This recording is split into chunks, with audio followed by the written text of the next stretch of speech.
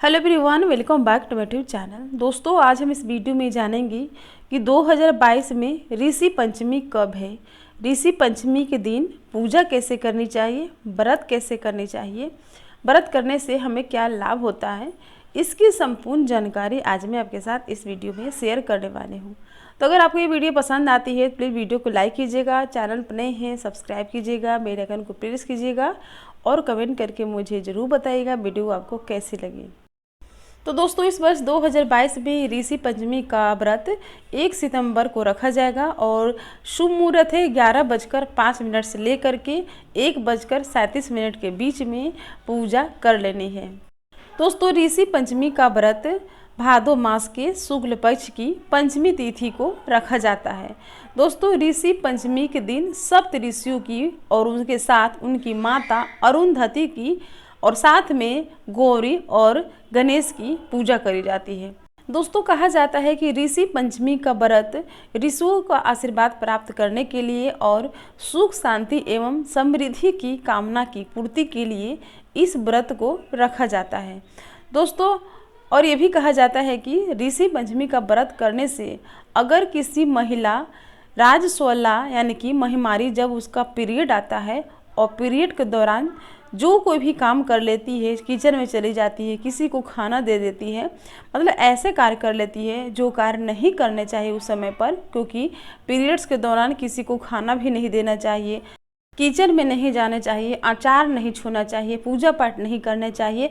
ऐसे बहुत सारे कार्य होते हैं जो उन दिनों में महिलाओं को नहीं करने चाहिए, लेकिन महिलाएं मजबूरीवश ऐसे कार्य कर लेती है, जैसे अपने पति को खाना दे देती है, अपने बच्चों को खाना दे देती है, या किसी और को भी पीरियड्स के दौरान वो खाना दे देती है या फिर खाना बना लेती है, तो उसे उसका घोर पाप लगता है। तो उसी पापों से मुक्ति के लिए, उसी पापों से छुटकारा पाने के लिए, उस पाप को समाप्त करने के लिए ऋषि पंचमी का व्रत रखा जाता है। तो ऋषि पंचमी का व्रत रखने से इन सारे पापों से मुक्ति मिल जाती है। तो पूजा कैसे करना है कि एक पटका लगाना है, उसके ऊपर हल्दी लगा करके और पीला रंग का कपड़ा बिछा देना है और उसके ऊपर 7 सुपारी रखनी है 7 ऋषियों के नाम से। उनके साथ साथ माता अरुंधति के लिए भी 1 सुपारी अलग से रखनी है। फिर उसके साथ साथ अलग से 2 सुपारी गौरी और गणेश के लिए रखनी है।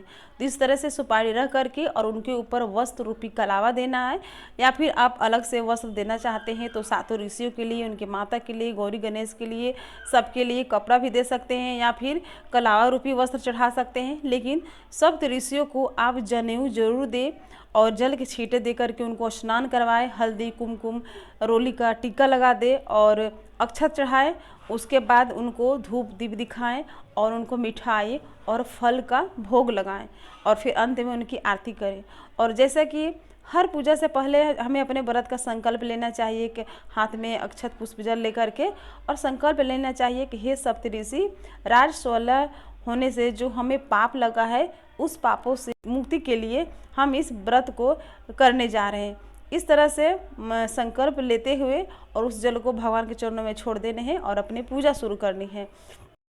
और पूजा में एक कलश की भी स्थापना करनी चाहिए। कलश में जल डाल करके, गंगा जल डाल करके, हल्दी कुमकुम अक्षत, एक सिक्का, सुपारी डाल करके, ऊपर 5 आम के पलो रख करके और कटोरी में चावल और दीपक जला करके और कलश देवता की भी पूजा करनी चाहिए। कलश देवता का आवाहन करने चाहिए।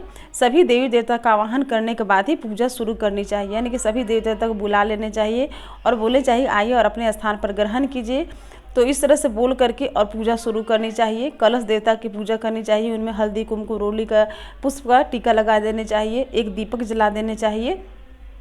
उसके बाद गौरी गणेश की पूजा सबसे पहले करनी चाहिए। उसके बाद सप्त ऋषि और उनकी माता अरुंधति की पूजा करनी चाहिए और अंत में आरती करने के बाद ऋषि पंचमी व्रत की कथा सुननी चाहिए और दूसरों को भी सुनानी चाहिए।